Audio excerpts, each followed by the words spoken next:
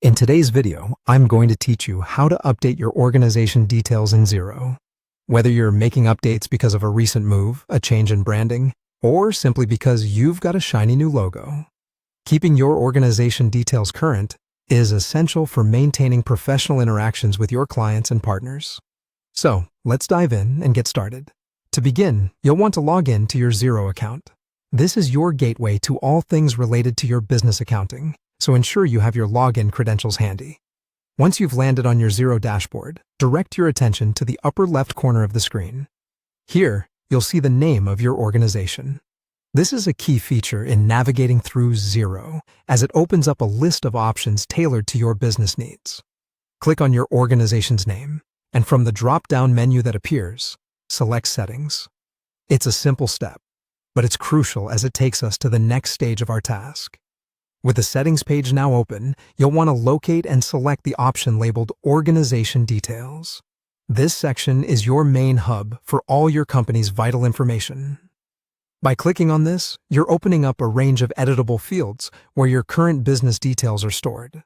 Take a moment here to review what's currently listed to ensure you know exactly what changes need to be made. Now, you can start to make your changes. Perhaps your business name has changed, or you need to update your mailing address.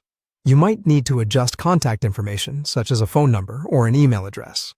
And if you have a new business logo, this is the perfect opportunity to update it, ensuring that all outgoing documents reflect your brand's latest look.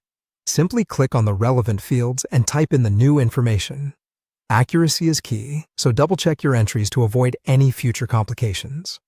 Ensuring your details are up to date not only maintains your professional image, but also helps avoid any miscommunications, as these details often appear on invoices and other documents exchanged with clients.